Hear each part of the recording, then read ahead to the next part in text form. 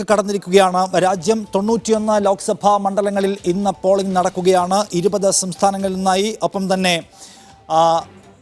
2 കേന്ദ്രഭരണ പ്രദേശങ്ങളിലും ഇന്ന് വോട്ടെടുപ്പ് നടക്കുന്നു ആദ്യ 4 മണിക്കൂർ പിന്നിടുന്ന ഘട്ടത്തിൽ മെച്ചപ്പെട്ട പോളിംഗ് പുരോഗമിക്കുന്നുണ്ട് എന്നാണ് നമ്മൾ ഏതാണ്ട് എല്ലായിടത്തു നിന്നും മനസ്സിലാക്കുന്നത് ഏതാണ്ട് എല്ലാ സംസ്ഥാനങ്ങളിലും 20 സംസ്ഥാനങ്ങളിൽ ഇന്ന് വോട്ടെടുപ്പ് നടക്കുകയാണ് ആദ്യഘട്ട വോട്ടെടുപ്പിൽ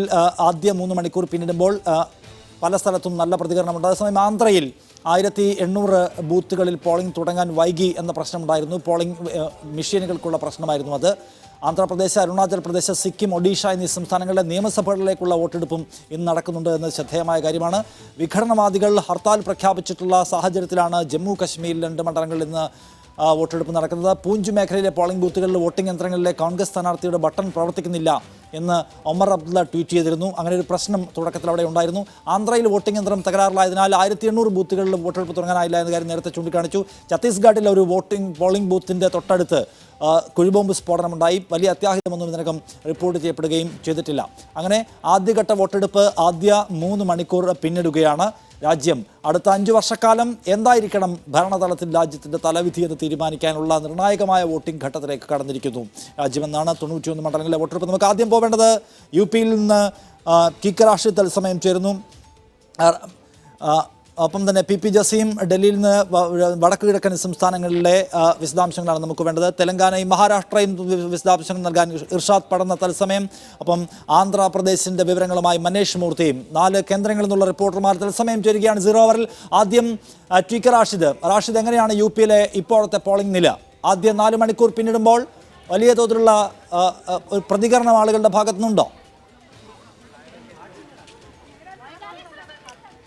പോളിംഗ് കൂടുതൽ ശക്തമായി വരുന്ന കാഴ്ചയാണ് ആദ്യം 4 മണിക്കൂർ പിന്നിടുമ്പോൾ നമുക്ക് കാണാൻ കഴിഞ്ഞത് അതിരാവിലെ ആദ്യ മണിക്കൂറിൽ 7 മണിക്ക് തൊട്ട് പിറകെയുള്ള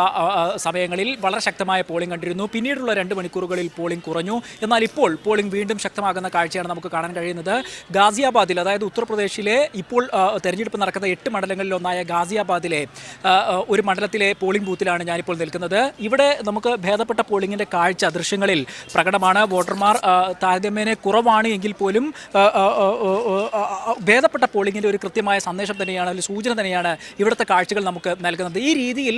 എല്ലാ മണ്ഡലങ്ങളിലും പോളിംഗ് പുരോഗമിക്കുന്നു എന്നതാണ് മൊത്തത്തിലുള്ള ഒരു പോളിംഗ് പെർസെൻറ്റേജ് എടുത്ത് പരിശോധിച്ച് നോക്കുമ്പോൾ നമുക്ക് ഇതുവരെയുള്ള കണക്ക് പ്രകാരം നൽകാൻ കഴിയുന്ന വിവരം 9 മണിവരെയുള്ള കൃത്യമായ കണക്കിൻ്റെ അടിസ്ഥാനത്തിൽ 12% ഉത്തർപ്രദേശിലെ 8 മണിക്കൂർ മണ്ഡലങ്ങളിൽ രേഖപ്പെടുത്തിയിരുന്ന വോട്ട് എങ്കിൽ ഇപ്പോൾ സമയം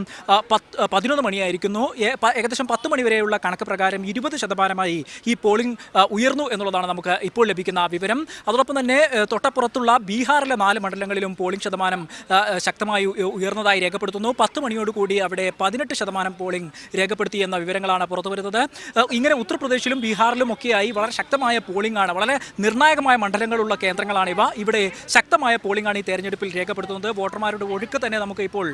എനിക്ക് പിറകിൽ ഈ ദൃശ്യങ്ങളിൽ കാണാൻ കഴിയും ആ നിലയ്ക്ക് വളരെ കൃത്യമായ ഒരു ആവേശം വോട്ടർമാരിൽ പ്രകടമാകുന്നു പശ്ചിമ ഉത്തർപ്രദേശിലാണ് ഈ 8 മണ്ഡലങ്ങളും ഇത്തവണ ആദ്യഘട്ടത്തിൽ വിധി എഴുതുന്നത് എന്നുള്ളതാണ് ഏറ്റവും പ്രധാനപ്പെട്ട പ്രത്യേകത ഈ മണ്ഡലങ്ങളുടെ ഒരു സ്വഭാവം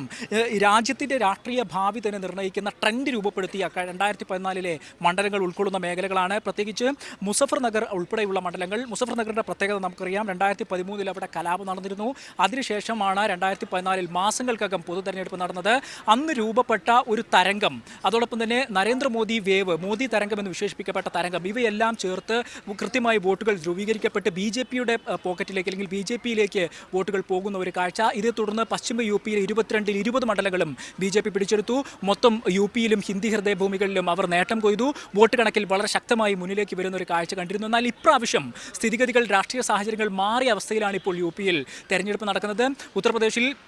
ഈ 8 മണ്ഡലങ്ങളിൽ ഇന്ന് ആദ്യഘട്ടത്തിൽ പടിഞ്ഞാറൻ യു പിയിലെ മുസഫർ നഗർ ഉൾപ്പെടുന്ന മണ്ഡലങ്ങൾ വിധി എഴുതുമ്പോൾ ആ 8ലും ബി ജെ പിയുടെ സിറ്റിംഗ് സീറ്റായ 8 മണ്ഡലങ്ങളിലും ശക്തമായ പോരാട്ടം നടക്കുന്നതാണ് ഏറ്റവും പ്രധാനപ്പെട്ട കാര്യം